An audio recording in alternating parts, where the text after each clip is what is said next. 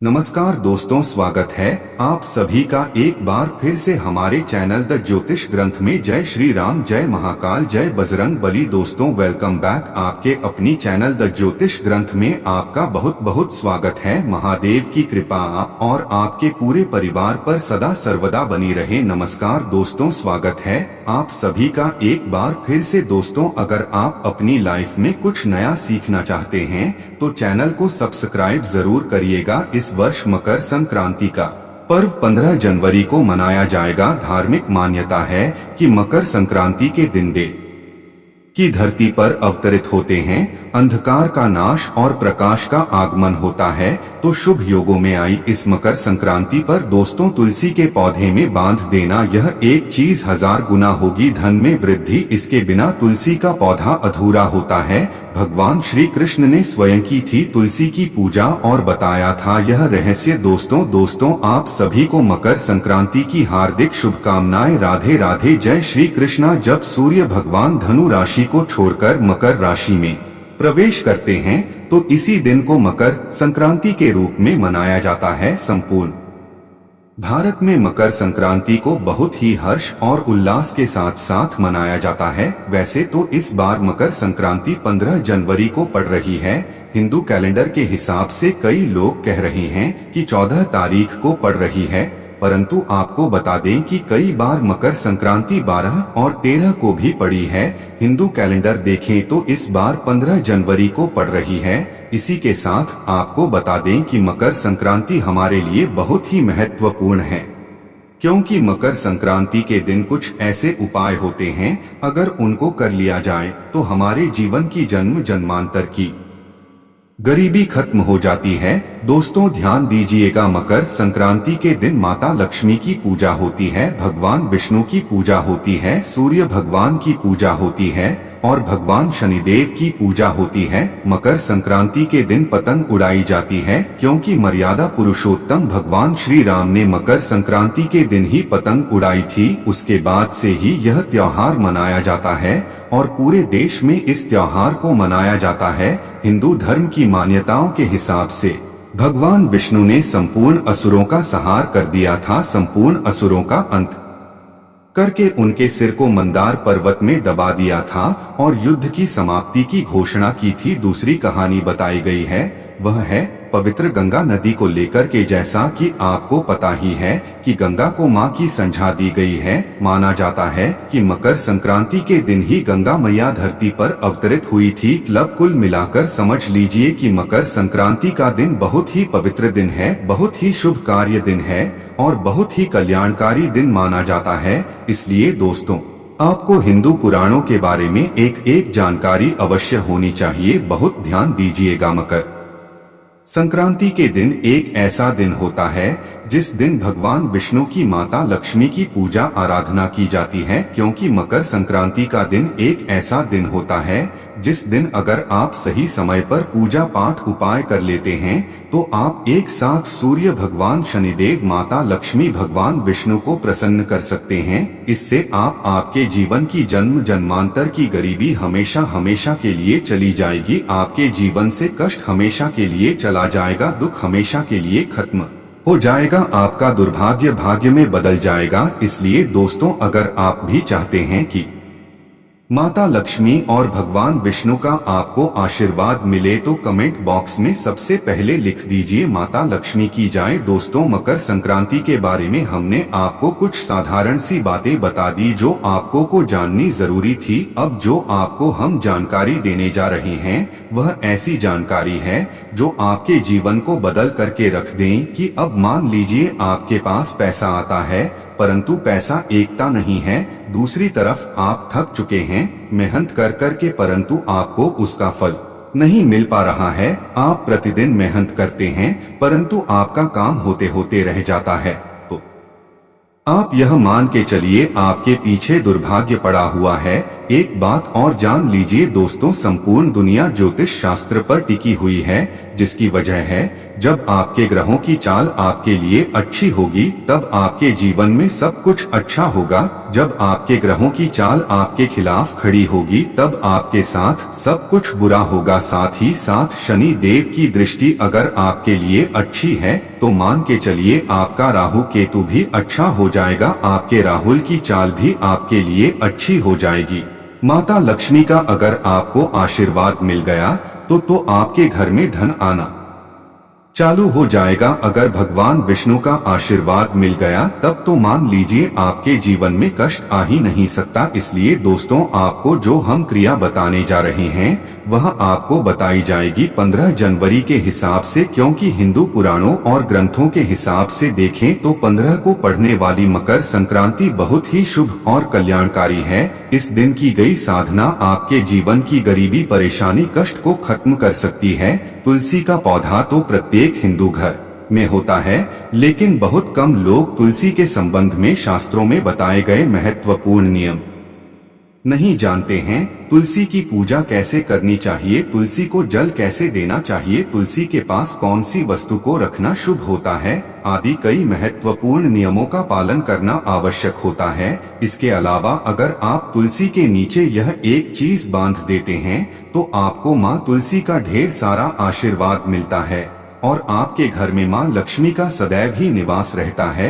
दोस्तों, तुलसी का पौधा घर में होना परिवार के प्रत्येक सदस्य के लिए लाभकारी होता है। यह पौधा हर प्रकार से उपयोगी होता है। पुराणों के अनुसार तुलसी में देवी लक्ष्मी का वास होता है और नियमित रूप से इस पौधे की पूजा करने से लाभ भी अवश्य मिलता है। लेकिन यदि आप तुलसी को घर में रखने के साथ ही उसके नीचे यह एक चीज बांध देते हैं तो आपको तुलसी लगाने का कई गुना अधिक फल प्राप्त होता है, क्योंकि इस एक चीज के बिना तुलसी अधूरी मानी जाती है। यह चीज तुलसी को संपूर्ण बनाती है, इसीलिए शास्त्रों में इसका सबसे अधिक महत्व बताया गया है।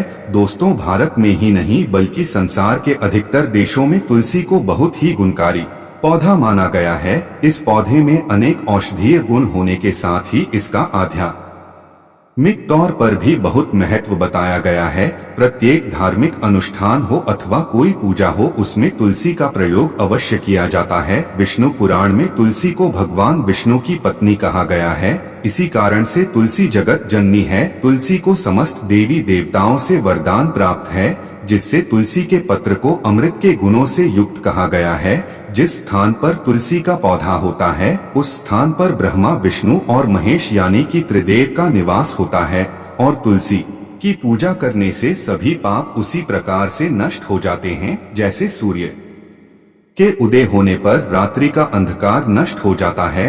शास्त्रों के अनुसार जिन घरों में तुलसी का पौधा सदैव ही हरा भरा रहता है उस घर में सुख, शांति और समृद्धि बनी रहती है।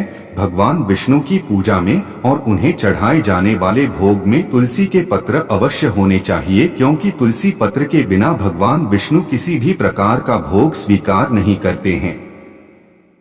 इसीलिए प्रत्येक घर में तुलसी का पौधा अवश्य होना चाहिए। अगर आपके घर में तुलसी है तो सुख, शांति और समृद्धि के लिए तुलसी माँ को चुनरी अवश्य चढ़ा चाहिए। अक्सर लोग घर में तुलसी का पौधा तो लगा देते हैं, लेकिन उनसे यह गलती हो जाती है कि वे तुलसी माँ को चुनरी नहीं चढ़ाते हैं, जिसके कारण उन्हें तुलसी लगाने का शुभ फल प्राप्त नहीं हो पाता है। हमेशा ध्यान रहे कि तुलसी का पौधा चुनरी के बिना अधूरा होता है। तुलसी केवल एक पौधा नहीं है बल्कि वह देवी है, विष्णु पत्नी है, उन्हें हम अपनी माता मानते हैं। इसीलिए तुलसी को चुनरी अवश्य ही चढ़ाने चाहिए। इससे पति पत्नी में प्रेम और विश्वास बढ़ता है। घर में रहने वाली महिलाएं सदा सुहागिन और सौभाग्यशाली रहती हैं। लेकिन तुलसी को चुनरी चढ़ाते समय आपको यह बात ध्यान में रखनी चाहिए कि आप तुलसी को लाल रंग की चुनरी चढ़ाएं। लाल रंग का संबंध मंगल ग्रह से होता है और बुध ग्रह तुलसी से संबंधित होता है। मंगल और बुध ग्रह मित्र नहीं है। बोध के अनुकूल शुक्र ग्रह और शनि है। इसीलिए तुलसी पर लाल चुनरी कभी नहीं चढ़ानी चाहिए। आप तुलसी पर हरे रंग की, पीले रंग की अथवा नीले रंग की चुनरी चढ़ा सकते हैं। लेकिन कई लोग पुरानी फटी हुई चुनरी तुलसी पर बांध देते हैं। ऐसा करना भी अशुभ होगा। तुलसी पर नई चुनरी ही बांधनी चाहिए। तुलसी पर चुनरी बांधने के लिए एकादशी का दिन सर्वोत्तम होता है। आप किसी भी एकादशी के दिन नई चुनरी लाकर उसे तुलसी के पौधे में बांध दें, इसके आपको कई गुना अधिक लाभ प्राप्त होंगे। तुलसी को बिना चुनरी के कभी ना रखें। अगर चुनरी पुरानी हो जाए तो चुनरी को एकादशी के दिन ही बदलना चाहिए। दोस्तों, तुलसी का विवाह भी अवश्य करना चाहिए। इससे मनुष्य के सभी दुखों का अंत होता है और सांसारिक जीवन सुखमय बीतता है। दोस्तों, कुछ लोग जाने अनजाने में तुलसी के पास ऐसी चीजें रख देते हैं जिससे तुलसी का अपमान होता है। तुलसी का पौधा बहुत ही संवेदनशील होता है। इसकी अच्छी तरह से देखभाल करनी पड़ती है, तभी इसके शुभ फल प्राप्त होते हैं। इसीलिए तुलसी के पौधे के पास आपको अपने मुख से अपशब्द नहीं बोलने चाहिए। तुलसी के पास आज भूल से भी जूते चप्पल अथवा झाड़ू पोछा नहीं रखना चाहिए। इसे पाप माना गया है। जहाँ पर तुलसी का पौधा हो उस स्थान के आसपास थूकने से घोर अनर्थ होता है। तुलसी के पास जल से भरा हुआ पात्र भी नहीं रखना चाहिए। उसी के पौधे के पास दीपक जलाने के बाद दीपक को वहां से हटा देना चाहिए, क्योंकि तुलसी के नीचे बुझा हुआ दीपक रखना अशुभ माना जाता है। जिस स्थान पर भी तुलसी का पौधा होता है उस स्थान को हमेशा ही स्वच्छ रखना चाहिए। इसीलिए नियमित रूप से तुलसी के पौधे का पास साफ सफाई का ध्यान रखें। तुलसी के पौधे में शिवलिंग और गणेश जी की प्रतिमा नहीं रखनी चाहिए। साथ ही तुलसी के गमले में अन्य किसी भी प्रकार का पौधा भी लगाना अशुभ होता है। तुलसी के पौधे के पास कपड़े भी नहीं सुखाने चाहिए, अन्यथा कपड़ों से गंदा पानी तुलसी के पौधे पर गिर सकता है। ध्यान रहे, तुलसी के पौधे को नाखून से नहीं तोड़ना चाहिए, इससे तुलसी का अपमान होता है। यदि तुलसी के पत्ते सूखकर गिर जाते हैं तो उन्हें कचरे में नहीं फेंकना चाहिए। उन पत्तों को आप तुलसी की मिट्टी में दबा दें। रविवार के दिन तुलसी के पत्ते नहीं तोड़ना चाहिए और रविवार को तुलसी को जल भी नहीं चढ़ाना चाहिए। बाकी अन्य दिन नित्य बिना चुके तुलसी को सुबह जल देना चाहिए और शाम के समय एक दीपक जलाना चाहिए। अक्सर महिलाएं स्नान के बाद अपने बाल खुले रखकर ही तुलसी को जल देती है। ऐसा करना गलत होता है। महिलाओं को हमेशा ही अपने बाल बांधकर माथे पर सिंदूर लगाकर ही तुलसी में जल देना चाहिए।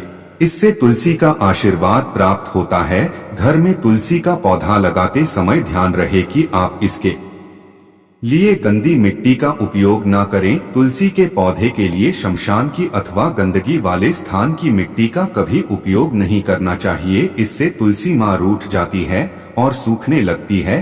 तुलसी का पौधा कभी गंदे स्थान पर नहीं लगाना चाहिए, जैसे नाली अथवा बाथरूम के पास तुलसी का पौधा कभी नहीं रखना चाहिए, अन्यथा गंदा पानी तुलसी के पौधे में गिर सकता है, जो बहुत ही अशुभ माना गया है। घर में तुलसी का पौधा कभी चुकना नहीं चाहिए। शास्त्रों में ऐसी मान्यता है कि तुलसी का पौधा सूखना अकाल मृत्यु की सूचना देता। घर में तुलसी का पौधा सूख जाए तो घर की सुख समृद्धि खत्म हो जाती है। सूखी हुई तुलसी में मां लक्ष्मी का वास नहीं होता है। वास्तुशास्त्र के अनुसार तुलसी का पौधा सूख जाए तो यह आने वाले किसी विपत्ति या दुर्घटना का अंकित होता है।